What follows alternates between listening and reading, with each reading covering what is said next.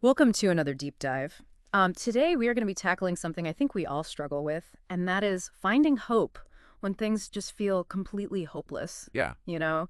And to help us kind of break this down and unpack it, we're going to an ancient text, Okay. a 3,000-year-old text, Hey. Deuteronomy chapter 4, verses 30 and 31. Okay.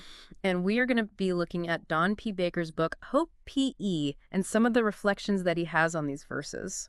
Well, these verses are fascinating because they're actually part of Moses' farewell address to the Israelites as they're getting ready to enter the promised land. Oh, wow. You would think that he would be, all rah-rah, Yeah.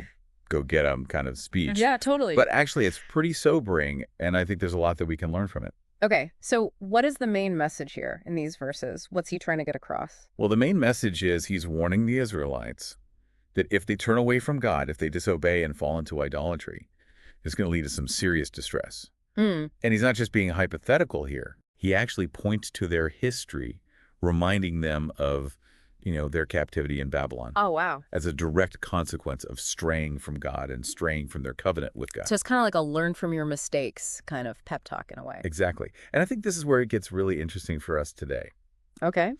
because Baker connects this ancient example to our modern lives. Okay. He argues that turning away from our values or our principles, whatever those may be, can lead to all sorts of distress. Yeah, Maybe not literal captivity like the Israelites faced, right. but definitely emotional, spiritual, even physical consequences. Oh, absolutely. What resonates with you in that idea? Have you ever experienced that feeling of things kind of falling apart when you stray from what you believe in? Absolutely. And I think we've all had those moments where we've, made choices that we know deep down aren't aligned with maybe our values or our goals. Hmm. And it just creates this sense of unease and, maybe even chaos sometimes in our lives. Yeah, it's like an internal compass that gets thrown off kilter. Yeah, exactly. But the good news is this passage doesn't leave us wallowing in despair. Okay. It actually offers a really powerful glimmer of hope, and that is repentance and restoration. I love that. And when we talk about returning to the Lord, it's not just about feeling bad about what we've done right. Exactly. It's not about just wallowing in guilt or shame. Right. It's about actively seeking a restored relationship with God, with what gives our lives meaning and purpose.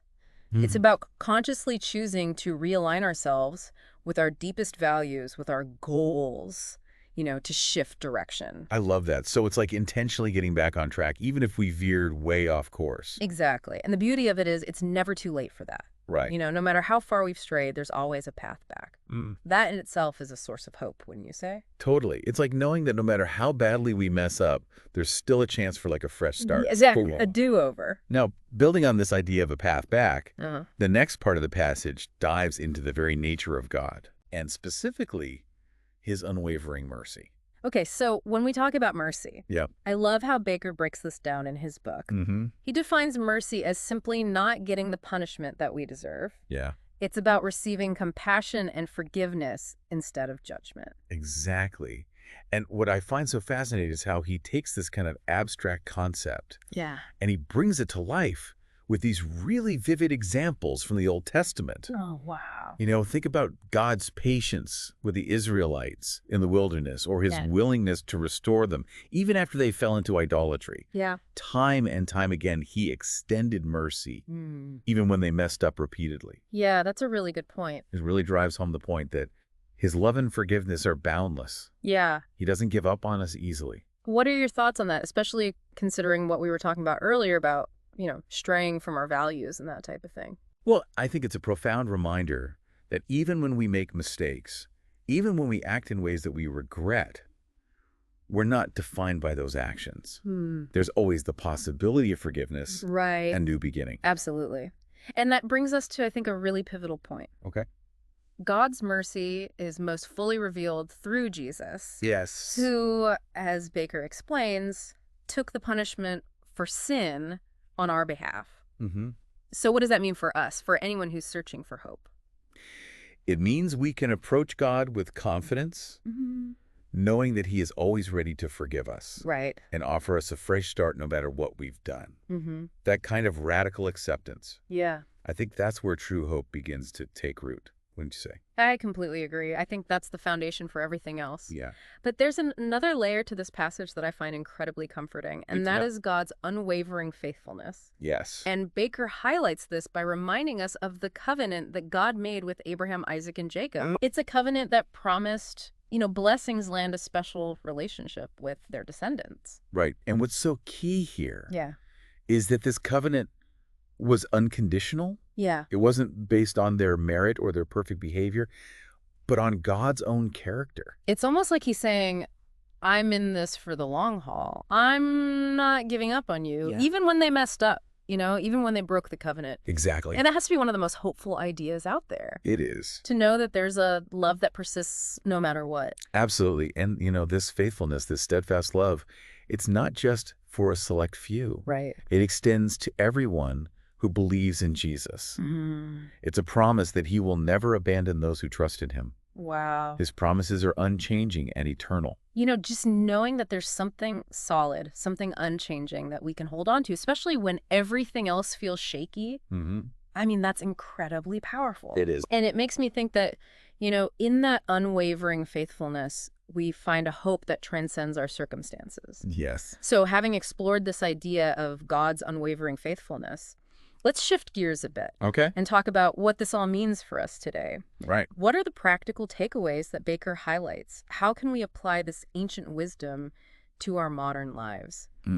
Okay, so we've uncovered quite a bit from these verses in Deuteronomy so far. Yeah. This idea of, the consequences of turning away from what gives our lives meaning, that powerful potential of repentance and realignment, Right. and then that incredible depth of God's mercy and faithfulness. Yes. It's just amazing to me how much hope is packed into these ancient words. It is. And I think there's even more to uncover when we consider the context of these verses. Yeah. Remember, Moses is addressing the Israelites as they're getting ready to enter the promised land. They're on the cusp of something new and amazing. Right. But also something completely unknown. Yeah, it's like that mix of excitement and trepidation that you feel when you're about to embark on like a new adventure. Exactly. And that's where this concept of hope, I think, becomes even more crucial. Yeah. Because hope isn't just about, wishing for good things to happen. It's about having this confidence that even when things get tough, even when we face adversity, Yeah.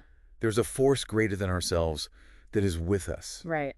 Guiding us, strengthening us. It's about trusting that there's a plan, even when we can't see the bigger picture. Precisely. Yeah. And that brings us to another fascinating layer of Baker's analysis. Okay. He delves into this idea that true hope is rooted not in our circumstances, Oh, wow. but in something much deeper, something unchanging. What do you think he means by that? Well, it makes me think about how easily our emotions can be swayed by what's happening around us. Yeah. If our hope is solely based on, whether things are going well or not, Right. it's going to be a pretty bumpy ride. Oh, yeah. Life is full of ups and downs, twists and turns. If we're constantly looking to, our external circumstances Right. to determine our level of hope, Yeah. we're setting ourselves up for a roller coaster of emotions. But if our hope is anchored in something bigger than ourselves, Yes. something that transcends our circumstances, Mm-hmm. then we have a solid foundation no matter what storms we face.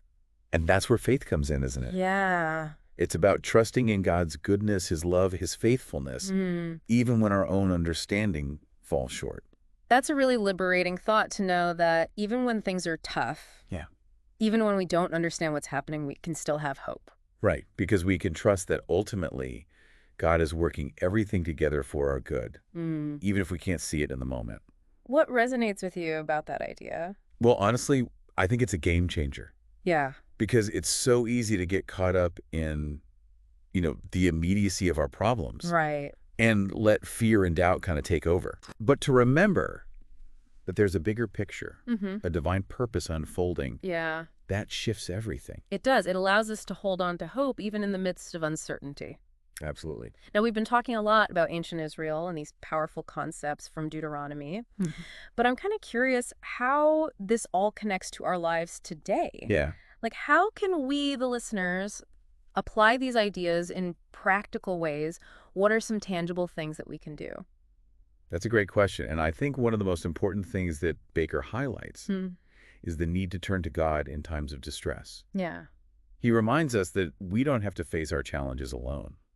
It's like having a lifeline, knowing that there's someone that we can always reach out to for help, for guidance, for comfort. Exactly, and not just someone, Right. but the very source of hope itself. Right. And he also emphasizes the importance of trusting in God's mercy no matter what we've done. You know, I think this speaks to something very human, which is the tendency to get bogged down by guilt and shame. Oh, it's so easy to let those feelings kind of paralyze us. Right. To believe that we're beyond redemption. Yeah, and I think this passage and Baker's insights Yeah. offer a really powerful antidote to those feelings. Yeah, okay. They remind us that God's forgiveness is always available, that we can always come back to him with a repentant heart Yeah. and receive a fresh start.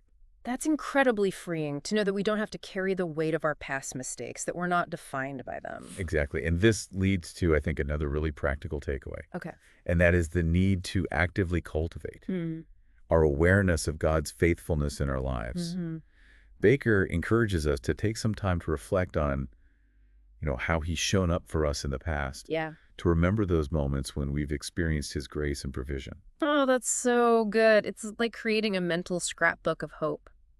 I love that analogy. Filled with like tangible reminders of God's presence and care. Yes, because it's in remembering, Yeah. in actively recalling those times when we've seen God's hand at work in our lives, Yeah. that our faith is strengthened and our hope is renewed. It's like those stories become fuel for our hope. Yes. Reminding us that if he's been faithful in the past, he'll continue to be faithful in the future. Precisely. Now, shifting gears a bit, I think there's another really important question that Baker raises. Okay. One that's incredibly relevant for all of us, regardless of our, personal beliefs. Okay. And that is, what about those times when life throws curveballs? Yeah. Even when we're trying our best to do the right thing. Right. How do we find hope in those situations? That's a great question, because it's one thing to have hope when things are going well. Yeah. When we feel like we're on the right path. Yeah. But what about when we're hit with unexpected challenges, setbacks, even tragedies? Where do we find hope then? It's a question that has haunted humanity for centuries. Yeah. And I don't think there's a simple one-size-fits-all answer. Right. But I do think Baker offers some really valuable insights. Okay. First, he reminds us that suffering is a part of life. It's not necessarily a sign that we've done something wrong. Right. Or that, we're being punished. It's just part of the human experience. Exactly. Yeah. And while we may not always understand the reasons for our suffering, Yeah. we can trust that God is with us in the midst of it. Mm-hmm. He's not distant or indifferent to our pain. Right. He weeps with us. He comforts us. He strengthens us. That's so comforting to know that even when we're hurting, we're not alone. Absolutely. And second, Baker highlights the transformative power of suffering. He reminds us that God can use even our most difficult experiences for good. Yeah. He can use them to refine our character, to deepen our compassion, to draw us closer to him. Yeah. So even though it may not feel like it in the moment, there can be purpose in our pain. Right.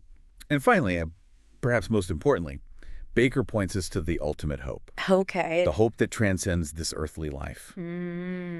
Promise of God's ultimate victory. Yeah. We know that one day all suffering will end, all tears will be wiped away, and we will be reunited with God in a perfect eternal kingdom. So even though we may face hardships in this life, we have an incredible hope for the future. Absolutely. And that hope can sustain us through even the darkest of times. Yeah. It's like a light at the end of the tunnel. I'm sure some of our listeners might be wondering, okay, how do we practically hold on to that hope when we're in the thick of it? Right. How do we keep from being overwhelmed by despair or doubt when things are really tough?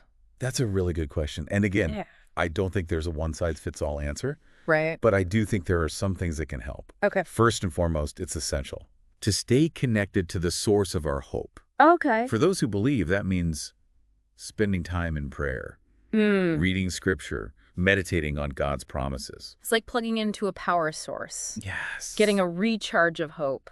Exactly. But what about those who may not identify with a specific religious tradition? Where can they find sources of hope and strength?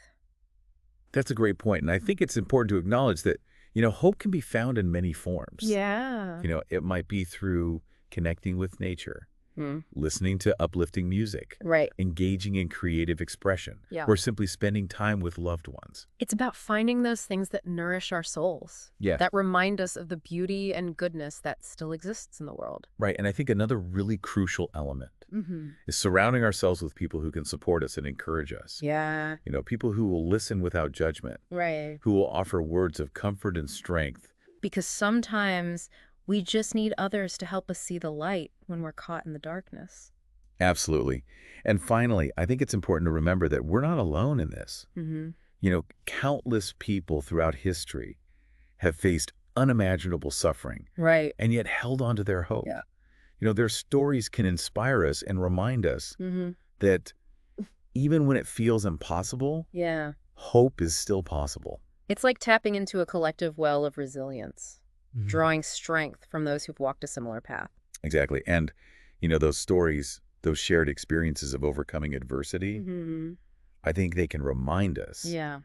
that even in the darkest of nights, Yeah. there's always a flicker of hope Yeah. waiting to be rekindled. Mm. We've been exploring this whole idea of hope and where it comes from and how it sustains us and how it can even inspire us to action. Right. But I think there's one more piece to this puzzle that we need to kind of unpack here, especially for those who might be thinking, okay, isn't this all just wishful thinking? Yeah, it's a valid question. How can we talk about hope when there's so much suffering in the world? Mm-hmm. Does believing in something better actually change anything? Right. You know? Well, that's where I think it's crucial to distinguish between what Baker calls blind optimism Okay. and what we're talking about here, which is biblical hope. Mm-hmm. Blind optimism is about, pretending everything's fine, Yeah. ignoring the hard stuff. Right. But true hope isn't about denial. Right. It's about acknowledging the darkness Yeah. while still believing that there's a light that shines even brighter. So it's not about pretending that the bad stuff doesn't exist. Right. It's about choosing to focus on the good, on the possibility of things getting better. Exactly. It's about holding on to that belief that even though things are messy, Right. even though we might not understand why bad things happen, there's a force of good at work in the universe. Yep. A force that's ultimately stronger than the forces of darkness and despair. And for those who believe that force is God, right? Yes, and Baker reminds us that this hope isn't some vague wish Mm-hmm. or fleeting emotion. Right. It's rooted in something solid, Mm. something unchanging. Mm. It's grounded in God's character and his love, Yeah. his mercy, his faithfulness, Right. which have been demonstrated time and again throughout history. So we're not just hoping for the best. Right. We're basing our hope on the very nature of God, Mm. who is good and loving and always working to redeem Yes. even the most broken situations. Precisely. And this is where the story of Jesus, I think, becomes so central Right. to the Christian understanding of hope. Hmm. He entered into our suffering. He experienced the depths of human pain Yeah. and ultimately triumphed over death.